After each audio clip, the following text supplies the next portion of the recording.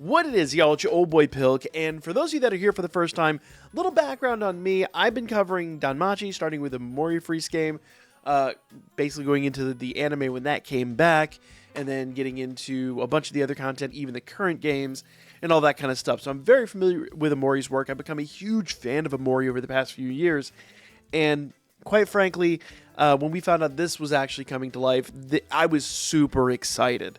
So... and I will say, immediately, like less than 5 minutes into this episode, I was in love. This episode has got me hooked for the rest of the series. So, be back for more. Make sure you guys subscribe. Let's go ahead and jump into the episode review because, I mean, it's an episode 1 of a series we have no familiarity with unless you've read the manga. Not gonna lie, I will go read the manga. I'm going in deep, guys. I'm enthralled. This is amazing. Immediately, the first thing they give us is basically this dungeon solo situation. Just dude in the dungeon hacking it out with beasts. And unlike with Danmachi, where normally there's like a sweet spot, I'm going to compare a lot to Danmachi and a couple other franchises because there's a lot of similarities, but it's hard not to make parallels. But in Danmachi, in the dungeon, you're basically shooting for a sweet spot. Once you hit that sweet spot, the animal, the beast magically poofs, leaves behind just a little stone, and yay, you got your swag. Here, the battles are brutal, and they're hacking the beasts to pieces.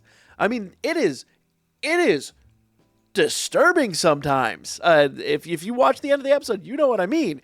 It is gruesome. Now, not to say Danmachi doesn't have its gruesome moments, but even like the defeat of the monsters is on a whole other level here.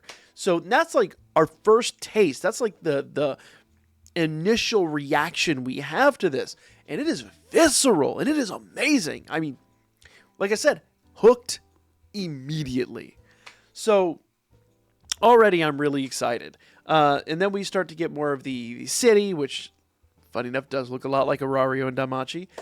Even has that giant spire in the center of town, although that is one here it's used for very different means. And then we're introduced to the magical university that all these people attend. So yeah, I'm not going to make that parallel this episode, but I might soon. You know exactly what I'm talking about. But there's a lot of magical universities out there, and the magical school system is something that is definitely not unique to that particular franchise. But nevertheless, basically they're all mages, and they're all going to the school to become a mage, and they immediately immerse you into this classroom where our main protagonist is basically learning to become the most powerful mage or whatever, and he's about as good a student as I was in high school, and is immediately called in front of the class, and the teacher's like, all right, if you can goof off, you better make some magic. And nothing. Absolutely nothing. Which had me going, what? Because we already saw him just being a menace to the dungeon. So I'm like, is he holding back? What's going on? And another dude in class is immediately like, from across the room, boom, nothing but net, and like this just inferno just pops up in front of everybody. And it was kind of funny, but also like, yeah, maybe you shouldn't be doing that. I'm just saying, like, lobbing homicidal fireballs across the room at each other. This is not Dragon Ball, okay? Not everyone's capable of that. But as you find out, apparently it is the case. A lot of these people are very magically inclined. And even the teacher's like, yeah, magic is everything. Magic is like the most important thing. Magic is it. And old boy's like, I can't do magic. It ain't a thing, chief. And yeah, that's basically the premise of the whole first episode's, I guess, conflict is he's just not capable of doing magic on that same level, if at all. I think he even says, like, I've got no magical ability whatsoever. But I'm curious, too, because he's got a familiar. Nobody else in the series has a familiar. So he's definitely, and as we'll find out much later, he's definitely not normal. He's very special in a really interesting way. And if you guys haven't watched episode 1, this is probably about the time you probably want to pause, go watch the episode, really truly enjoy it, and come back before I get into the heavy spoilers. Because if I ruin the end of this episode for you, it's on you, not me. From here going forward, I think we're probably going to wind up getting into a good number of spoilers. But I'll try to make it brief. I really don't want to, do a 30-minute review for a 23-minute episode. Been guilty of that in the past. I'll try not to.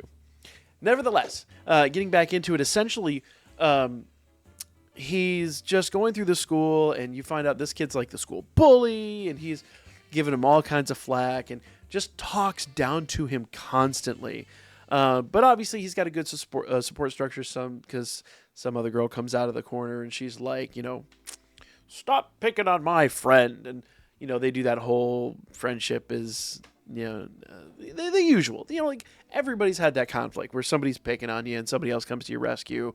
Or we've seen it in anime. It is what it is. Friend befriend. And then you find out that this dude actually has made a promise to a childhood friend who has actually become one of the top level mages. We find out pretty quickly that the top level mages are essentially holding the world together. There's before them, there was just chaos, madness. And you've got these 5 top level mages that essentially hold the fabric of society together. So it's really interesting, and he's aiming to be one of them. How's that going to happen with no magical abilities? Well, it's the said conflict. I guess we will find out over the course of the series. I don't have the answer. You have to watch. Go watch. So the long and the short of it is we find out that he's made this promise, and it's just killing him inside. He wants to become powerful enough to basically ascend to that spot, but he's got no magical ability, so it's how is he going to do it? Well, speaking to another professor, he's basically trying to find a way to score enough points or whatever in their school system that he'll actually be able to achieve it. So basically, he's trying to cheat the system, and that's what the dungeon crawling is all about. Is he's just trying to go into the dungeon, beat enough mobs, score enough points to kind of get, I guess for lack of a better way to put it, extra credit to overcome his deficiencies in the magical department, which you'd think top level mage, you got to have some magical ability, but as we find out in a moment, that might not necessarily be the case. So naturally, his bully overhears this story, and they go into he and his posse go into the dungeon, and our protag's in the dungeon too, just fighting mobs and looking for this one specific mob that's going to be X number of points. He's like, this is my target. And naturally, you would think the bullies run into that target. Well, yes, but no. The one the bullies run into is completely out of place. This actually takes me a lot back to Danmachi once again, when Belle first comes face to face with the Minotaur that we will eventually know as Asterius. And it's, way too high level. What is it doing here? Shouldn't be on this floor. They're in floor 6. This thing is from the much deeper floors. Doesn't make any sense. And immediately, funny enough, we don't get to aftermath on this. He just punches one of the bully's posse into a wall. And it doesn't look like he's dead, but how did he survive that? Magic? They don't really cover it. I guess we'll find out in episode 2. Maybe he's not coming back. Maybe that's just... they do talk about how dangerous the dungeon is. So... he might be dead. I don't know. So that dude is just literally punched into a wall. And it's a visceral moment. When it happens, it takes you completely by surprise. I did warn you about spoilers. So, essentially, the whole posse and the bully are, confronted by this beast, and it is now, just stalking them down, and he's got this giant sword that he's about to, drop on the bully's head, and old boy is around the corner well, not my problem. But, of course, he's got that little voice and conscience at the back of his head. You're a good guy. You're a hero. don't be like them, blah, blah, blah. And he literally runs out there. Now, I want to emphasize, this is, let's just say points are like levels. He was looking for a level 4 or a 4-point monster. This is like a level 10.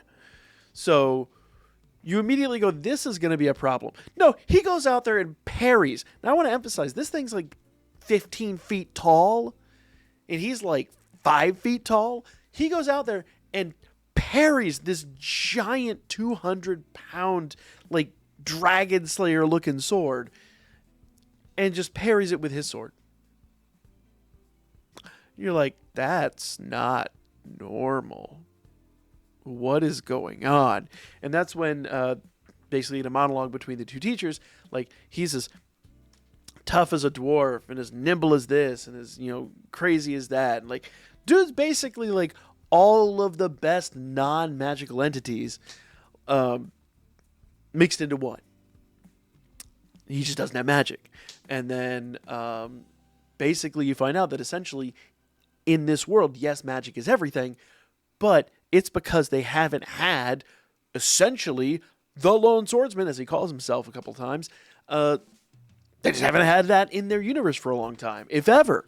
So yeah, that's essentially what he is. He is the tank. He's the tank. He's the DPS. He is a force of nature, and he takes down this giant hulking behemoth like it was nothing, like it was a breeze. And even there's a moment where the giant, like, dragon, we'll call it the Dragon Slayer, because it's essentially what it is like jammed into the ground. Old boy walks over there. I want to emphasize, this sword is bigger than he is in every respect. It's longer, it's wider, it's a larger sword than he is tall.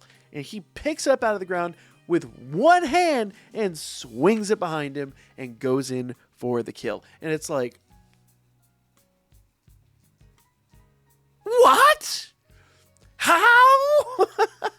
So, needless to say, if you weren't hooked in the beginning, and you're not hooked now, I have nothing for you. There's no hope for you whatsoever. As everyone just turns off the review. But nevertheless, the moment was mind-blowing. So I cannot wait for more of this show. I'm super excited. Let me know what you guys thought of the episode down below. Some of the fine details that I missed. Let's not get into spoilers. A lot of you have a bad habit of dropping spoilers.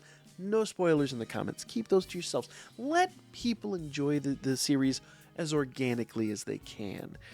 But if I missed something in the episode that you really enjoyed, or post your favorite moment from the episode down below, and let me know if you're hyped for episode 2, because I am absolutely hooked. Like, share, all that good stuff, and I'll be back with more Wistoria and Danmachi coming up here really soon.